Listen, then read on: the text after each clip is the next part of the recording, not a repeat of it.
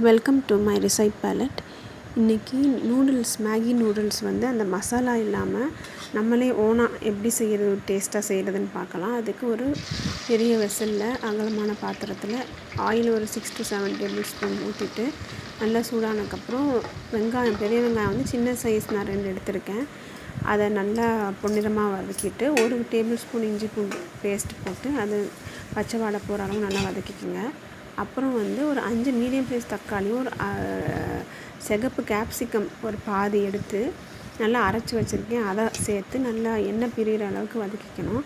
அதுக்கப்புறம் அது கூட தேவையான அந்த மசாலாத்தூள், மஞ்சள் தூள், மிளகாத்தூள், மல்லித்தூள், ஜீரகத்தூள், கரம் மசாலா இதெல்லாம் தான் நான் போட்டு சேர்த்துக்கிட்டேன்.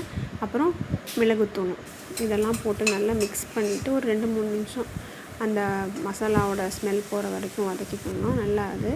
அப்புறம் இந்த மசாலாவுக்கு தேவையான உப்பு சேர்த்துக்கோங்க. அளவெல்லாம் நான் கொடுத்துருக்கேன்.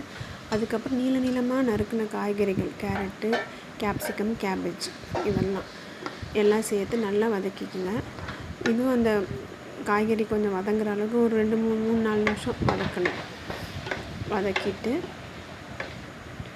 அதுக்கப்புறம் நான் இந்த மேகி நூடுல்ஸை தண்ணியில் உப்பு சேர்த்து கல் உப்பு போட்டு கொஞ்சம் எண்ணெய் சேர்த்து ஒரு 2 நிமிஷம் தான், அதுக்கு மேலே குக் பண்ணிங்கன்னா இதாகிடும், ஸ்டிக்கி ஆகிடும். நல்லா 2 நிமிஷம் கொதி வந்ததுக்கப்புறம் அதை அப்படியே வடிகட்டிட்டு தண்ணி கோல்டு வாட்டரில் நல்லா அலசி எடுத்து ஸ்ட்ரெயின் பண்ணி வச்சுருக்கேன். அதை சேர்த்துக்கிறேன்.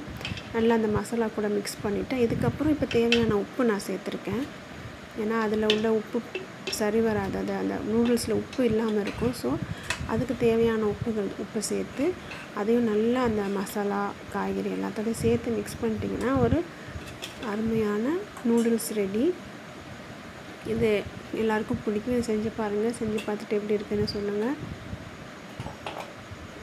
இந்த நம்ம கேப்சிகம் சேர்த்து அரைச்சி போடுறதுனால அந்த ஒரு நல்ல ஃப்ளேவர் கொடுக்கும். இது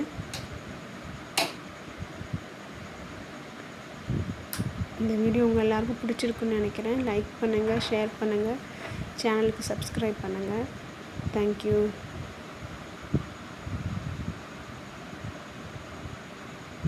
இது கூட நீங்கள் ஒரு சுவை அதிகரிக்கிறதுக்கு ஆரிகானோலாம் மேலே தூவி சாப்பிட்றதுனாலும் சாப்பிட்லாம். அது இல்லாமல் இது ரொம்ப டேஸ்ட்டாக இருந்தது. நீங்களும் செஞ்சு பாருங்கள்.